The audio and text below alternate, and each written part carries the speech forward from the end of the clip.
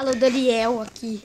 E hoje eu vou mostrar 7 jogos legais. Na verdade, 4 jogos bons para jogar em Dragon Ball. Vamos lá no Play Store. Não é esse daqui não.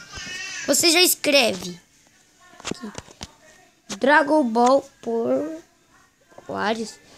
E você vai ver, você vai achar esse daqui. Quando você escrever isso, aí você abre. Olha o que é isso. Eu tava jogando esse jogo, é bom. Ah, que raiva. Não deu pra entrar nele de novo. Então vou entrar.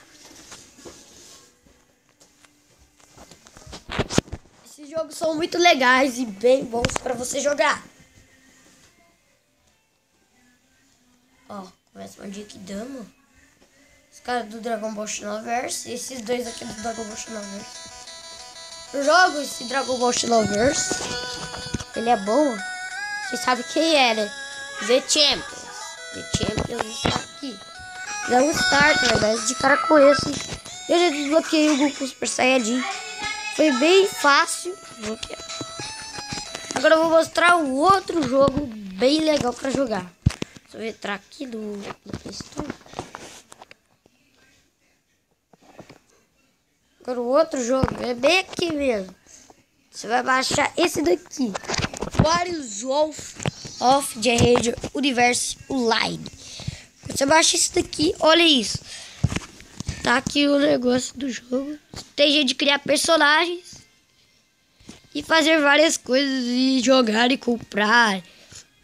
3 contra 3. E é isso. E o último jogo. E é esse. Guerreiro Lendário Broly. Eu vou entrar nele. Ele é bom, legal e bem épico pra jogar. Ó. São só 3 jogos de Dragon Ball. Aqui que eu sei. Legais. Já tem caro com Trunks e mais outro aqui. Você faz o Fairbite e Fight. Aí você vai ver vários personagens aqui já desbloqueados. Tem o Broly. Então, você já vai...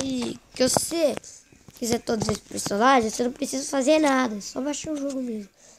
Olha quem tá aqui, o Goku Tristinho. Eu vou jogar com ele. Vou colocar um carinha fraco só pra mostrar. Vou colocar aqui. Olha como que ele é. Ó, vocês vão ver que legal como que ele é. Ele é minha barra de vida. Ó. Ele dá esses ataques. Olha que legal. Também ele carrega o Ki. Bem foda. Então é só isso que eu queria mostrar. E depois eu acho que eu vou tentar fazer um vídeo aqui desse Dragon Ball e do The Champions. Se gostarem. E falou. E fui.